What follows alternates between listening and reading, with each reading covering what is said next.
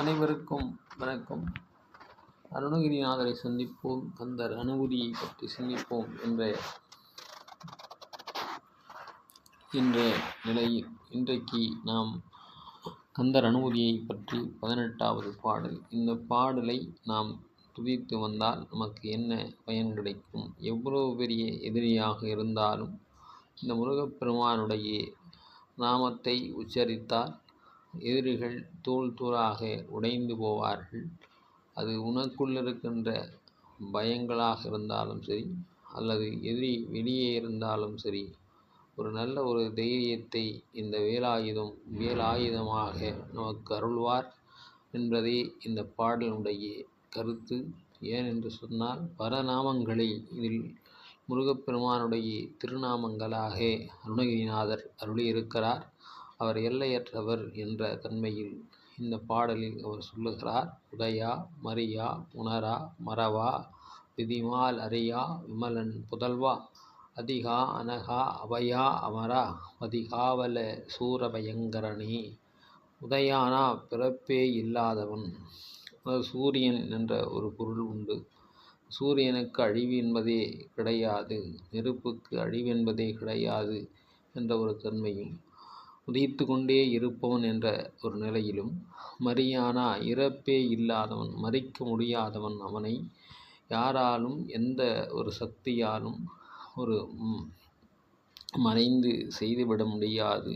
இறப்பில்லாத தன்மையில் இருப்பவன். உணரா நினைப்பில்லாதவன், நினைப்பே இல்லாத ஒரு சக்தியாக முருகப்பெருமான் இருக்கிறார். மறதி இல்லாதவன். எல்லாமே ரெக்கார்ட் ஆகும் முருகனோட நாம் போயிட்டு வேண்டுகின்ற பொழுதும் நினைக்கின்ற பொழுதும்.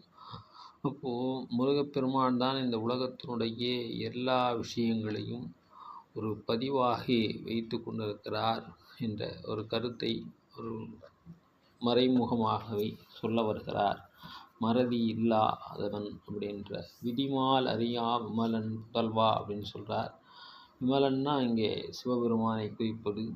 இப்போது விமலன் அப்படின்ற நிலைக்கு அவர் சொல்லிவிட்டார் என்று சொன்னால், பிரம்மனும் விஷ்ணுவும் தேடி காண முடியாத அந்த அடிமுடையினுடைய முதல்வனாக முருகப்பெருமான் அவதரித்த தன்மையை, அப்பேற்பட்ட சிறப்பு பெற்றவர் சிவபெருமானுடைய மகனாக இருக்கிறார் என்பதையும், எல்லாவற்றுக்கும் மேலான அதிகானா அதே எல்லாவற்றுக்கும் மேலானவன். உலகத்தில் இருக்கின்ற எத்தனை லோகங்கள் இருக்கிறதோ, எத்தனை ஜீவராசிகள் இருக்கிறதோ அதற்கெல்லாம் மேலாகவன் முருகப்பெருமான். அதே மாதிரி அநேகன்னா பல ரூபங்களாக அவன் இருப்பவன். அநேகா அப்படின்னு சொன்னால் பல ரூபங்களிலும் எடுக்க வல்லவன், பல ரூபங்களாகவும் இருப்பவன் என்பதை அவர் சொன்னார். அபயானா பாவமே இல்லாதவன், பாவம் இல்லாத ஒரு தன்மை. அபயம் என்று ஒரு சரணடைந்தவர்களுக்கெல்லாம் அப்பொழுது தன்னுடைய அனுகிரகத்தை கொடுத்து அவர் அருள் புரிய வல்லவன். அப்படிப்பட்ட இந்த முருகப்பெருமான் அமரம்பதியினுடைய காவலனாக, அமரர்களுக்கெல்லாம் காவலனாக இருக்கிறார்.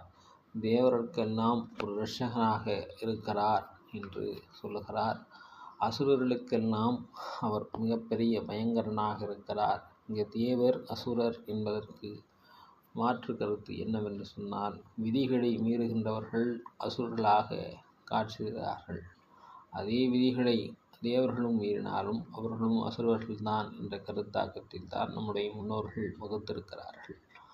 இப்போது அசுரர் தேவர் என்று பிரிப்பதற்கு காரணம் என்று சொன்னால், யாரெல்லாம் இயற்கை சட்டங்களை விதிகளை மீறுகிறார்களோ, அந்த இயற்கைக்கு புறம்பாக நடக்கின்றார்களோ, அப்போதெல்லாம் தெய்வம் தோன்றி அவர்களை தண்டிக்கும், மனித ரூபத்திலோ அல்ல மற்ற ரூபத்திலோ என்ற நிலையில்தான் இங்கு முருகப்பெருமானுடைய அவதார நோக்கத்தில் அதை பிரித்து பார்க்கிறார்கள். எனவே இந்த பாடலை நீங்கள் துதிக்கின்ற பொழுது உங்களுடைய எதிரிகள் தூள் தூளமாக மாறுவார்கள். அது எந்த எதிரியாக இருந்தாலும், உங்களுக்குள்ளே இருந்தாலும் சரி, அல்லது உங்களுக்கு வெளியே இருந்தாலும் சரி, உங்களுக்குள் இருக்கின்ற கோபதாபங்கள், கெட்ட எண்ணங்கள் எல்லாம் முருகனுடைய திருநாமத்தை உருகி சொல்லுகின்ற பொழுது தானாகவே அழிந்து போகும். அதே மாதிரி மாற்று எதிரிகள் உங்களை எதிர்க்கின்ற பொழுது முருகனுடைய கருணையினால் அவர்களும் உங்களை எதிர்க்க மாட்டார்கள் என்ற கருத்திலே இந்த பாடலை நீங்கள் தினந்தோறும் பாடி வந்தாலோ அல்லது துதித்து வந்தாலோ முருகனுடைய அருள் கிடைத்து உங்களுக்கு எதிரி இல்லாமல் தடைகள் இல்லாமல் முன்னேறுவீர்கள் என்று சொல்லி விடைபெறுகிறேன். நன்றி, வணக்கம். மீண்டும் சந்திப்போம். முருகனுடைய திருவருளை பற்றி சிந்திப்போம் என்று சொல்லி விடைபெறுகிறேன். நன்றி, வணக்கம்.